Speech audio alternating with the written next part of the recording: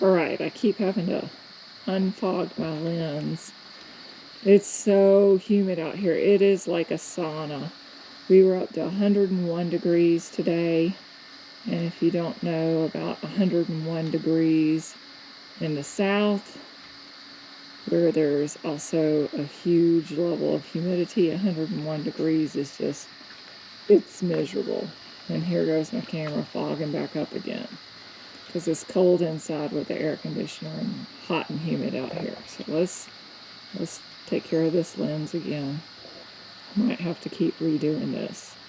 So I just wanted to give you an update on all of the stuff that we have going on here on the homestead. We are building a patio. This was my idea. Out off of our back porch, which is very crowded right now. Kind of junky looking, but very crowded. So we needed more outdoor space right up here, right off the house. We have a lot of patio space back here by the pool, but we needed more right up by the house. So they're pouring this slab in 2 days. Quit digging. You're not coming out. No. Oh, are you burying a bone? You're burying... So the dogs all got all of the meat trimmings and bones where I made bone broth from a cow we recently processed. So there's going to be a lot of the big bones that they can't eat, that they're just going to be burying everywhere in the yard. Alright, I'm going to come back over here and take a look at how this is coming. So the plans for this patio, they've got all the brick covered up right now, based on when they're going to pour the concrete so it doesn't get splattered. But we do have this outside brick wall that matches the brick on the house. The plan is to have the concrete stamped and stained, and over in this area, this corner over here, we're going to have a triangular shaped little outdoor seating tiki bar kind of setup, and then to the left of that, or to the right of that, we're going to have a hot tub, and then out here just lots of seating area. Now this particular area gets a lot of evening shade, so this will be nice in the evenings. Just adding to our outdoor living space. We spend a lot of time outdoors despite the heat. We will put in some sod right along the edges around here, but on this little slope between kind of the retaining wall, the back wall of the patio, and down to the fence, rather than trying to mow grass through there, we're just going to probably lay down cardboard to kill the grass and top it off with a heavy mulching of pine straw. And then I'll probably come in the spring of next year when it's time to plant crepe myrtles and put some crepe myrtles through there. So that's what's going on here in the backyard. So looking forward to this little outdoor living space. We're just going to do a quick overview of the garden because I haven't updated you on that in a while. It looked very barren last time I updated you, but with the heat and humidity, everything is flourishing. So I've got green beans here that are soon to make, a couple of tomato plants that I planted a little bit later. My first tomato plants did not do well. A lot of them got disease, so I threw in a few extra late tomato plants just to try to get a few late tomatoes. More green beans in here. We have sweet potato beds right through there. They're really taking off, I mean, massively. And as usual, down through here, all of my buckets are full of turmeric. I did plant some ginger. I didn't have much ginger left, so most of it's turmeric. I'm probably going to have to buy some seed ginger next year because I really wanted more ginger than turmeric. But so be it. It's going to be a lot of turmeric. I actually dehydrated my turmeric this year. I've not ground it, but I did dehydrate it, and I've got it in containers. I've just been putting that in with my pickles to add a little color. We've got more green beans here. These that are kind of running and spreading are lima beans. And I see a big old weed popping up here that I just had overlooked. Oops, we broke it off.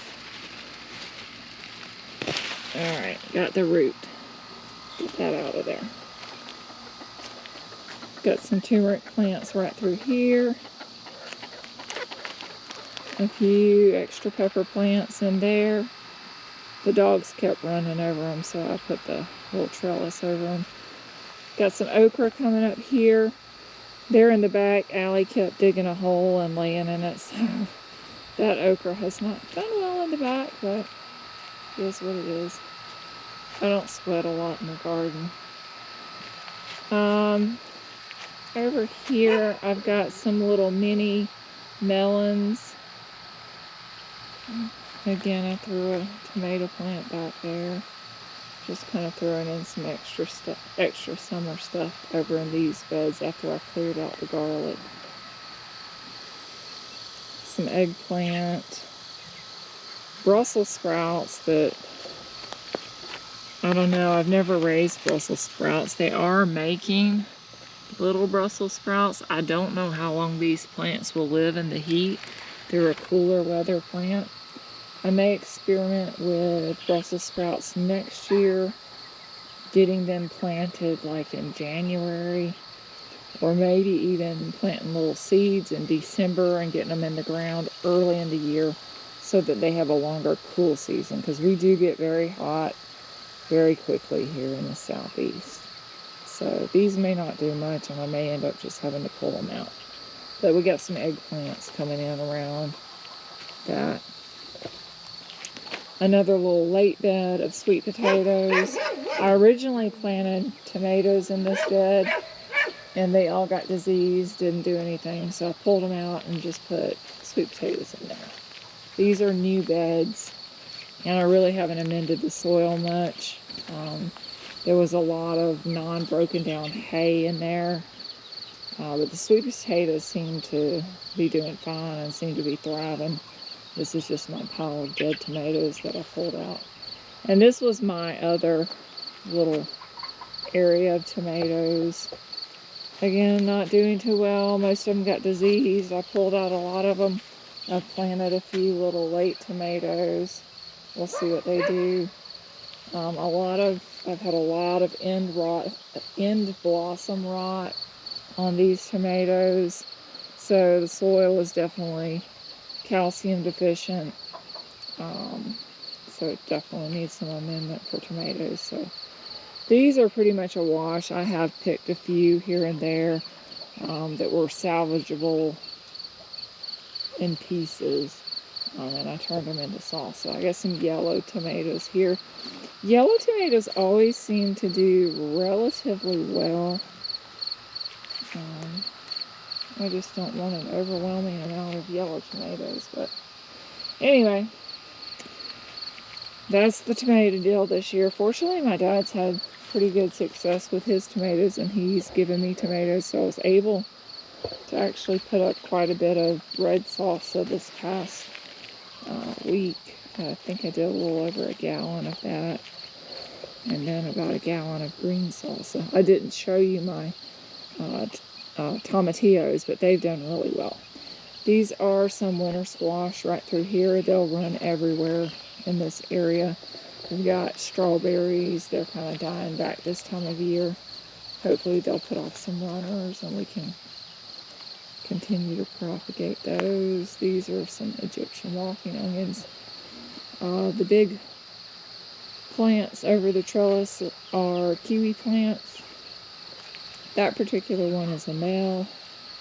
And then I've got some females that are a little bit younger. I'm not sure when they'll actually begin making fruit and flowering. This is their first year in the ground. They were very root bound last year in pots. So we got them in the ground over winter, and we'll see what they do. I actually have several smaller kiwi plants up there by those trellises.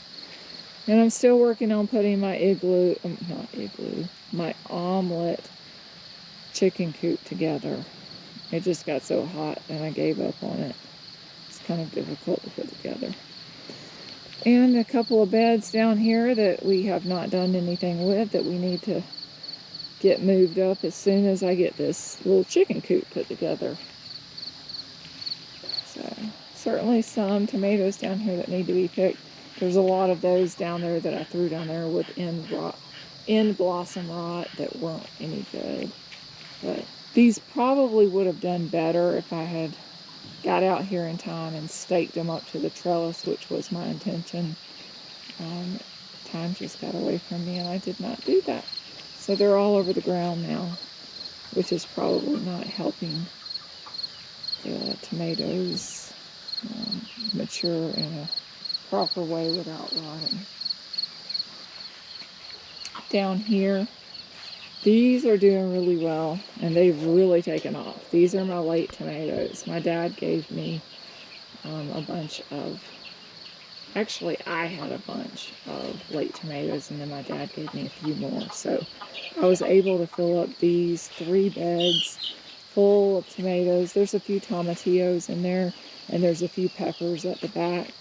But this is where I had so much success last year with all of my tomatoes. So I may have a nice late crop of tomatoes. I haven't seen a lot of them getting disease, which is really a positive. I've got corn back here and I really need to come out here and check this because it should be about ready. So I've got to walk around and get back here and look at this corn. This is all sweet corn. Alright, so this corn looks like it is ready. We're going to pull it off the stalk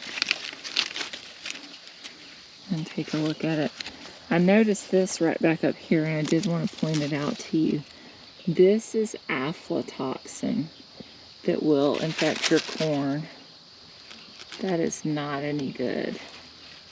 You just leave that alone. That's toxic. It can cause liver problems. I think maybe some autoimmune kidney problems. But yeah, our corn is ready. So we need to get out here and harvest this stuff. I'm going to go ahead and shuck this corn that I just picked just to show you what we've got out here. So lovely ear of corn. No worm damage up here at the top that a lot of times you'll find in corn. I didn't spray this with anything. This is just natural corn. The only thing I did use on this corn is nitrogen because corn won't grow without nitrogen. But that's a nice, lovely ear of corn. Certainly it's not going to hurt them to stay one more day out here. Tomorrow my agenda is to get the whole house cleaned because we have family coming into town. But we've definitely got to get this corn picked. So Wednesday, it'll be an all-out corn picking time with the whole family, and we'll get this put up in the freezer as corn on the cob. So this is a mixed group of chickens that all of these I hatched. A lot of the Sussex in here, what they call light Sussex. I was really hoping for more coronation Sussex, but I had really poor hatch rates out of the eggs that I ordered on that. I do have a few in a brooder box that I got from a hatchery on the coronation Sussex. Our goal next year is to be able to sell hatching eggs for light Sussex and coronation Sussex. We also have lavender Orpingtons, blue Orpingtons, and black Orpingtons in here as well. So I'm down here gathering eggs, and I'm finding some hens on the nest. late in the day. And typically, this is way too late in the day for hens to be in a nest. So these two girls are probably broody. We're just going to throw them off the neck. Yeah, I know, Mom. I know, you want to have some babies, but we don't need you to have any babies. Sitting on a whole bunch of eggs. It's starting to get a little dark out here. This is the best time of day to get out and get the eggs. All the hens have laid at this point. And it's cooled off a little bit out here. Finally. It was so miserable out here earlier today when I was bringing them their water and their food. Now my Rhode Island Reds, they can be a little feisty, so like that. They're very pecky. This girl's been sitting in the nest. Yeah. And see how she just stays on the ground when I put her down there? So she's definitely broody. But she's been down here on this nest for a few days, just sitting. But we don't want any more eggs hatched this year. We've hatched everything. And she's headed back for that nest. I disturbed her. Now we're going to go over to the favorite nest. The hens line up all day long for this nest. We got a whole group. Let me get a light on them here. So we have a whole group of broody hens over here. These are all Orpingtons. Orpingtons are the broodiest chickens I've ever dealt with. They lay for a couple of months in the spring, then they get broody. Then it gets too hot and they quit laying. So you see how they're all like mothering in here. Y'all get off these eggs and look what they got. They got them an egg under here that they're all fighting over hatching. Come on, ladies. Come on, ladies. Go somewhere else. Oh, I'm not bothering y'all. You don't even have any eggs under you. All you broody hens. You got you one. Let's see what this one in the back's got. Alright, girl.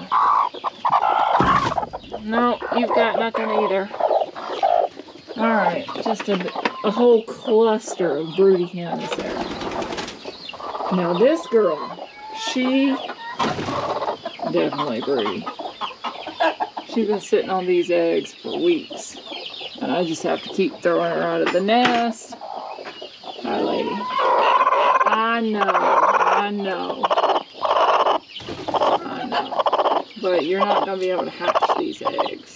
Because we don't take them. Okay. Can I get up under you? Let's see what you got under you. Oh, yeah. Got a bunch of dirty eggs.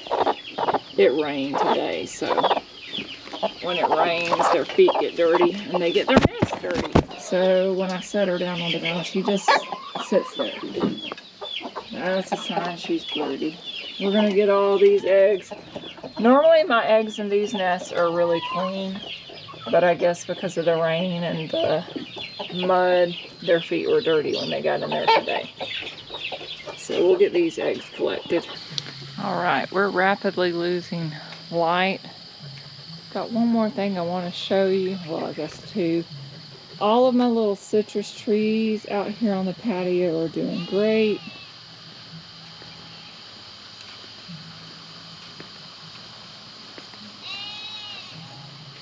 I definitely need to get some rabbit manure out here and put on them for some slow, long-acting fertilizer. But what I want to show you, new to the farm.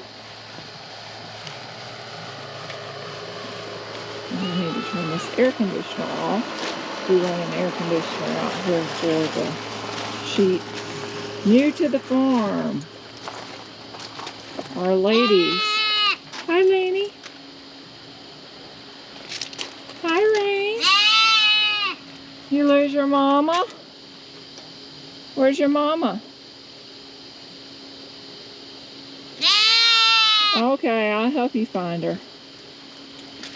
But these two girls are brand new. We've had them about a week and a half. This is Lainey and that's Rain. Lainey is Elizabeth's horse and Rain is my horse. Now in the background over there we've had some horse drama. Because my brother rides a stud. And his stud is very well mannered. Except when girls are around. So he jumped our fence and has been out here causing trouble with the girls.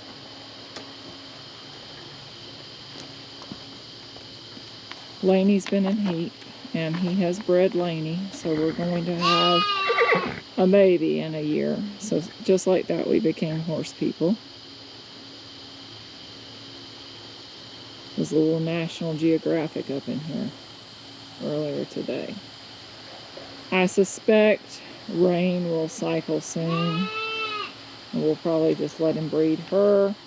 And then my brother has promised to get his stud gelded so that we don't have any more drama or safety issues. Baby, I'm gonna help you find your mama. She's probably over here behind this horse. So that's the latest update here on the farm, is the addition of horses. So we'll keep you updated on that and how that goes.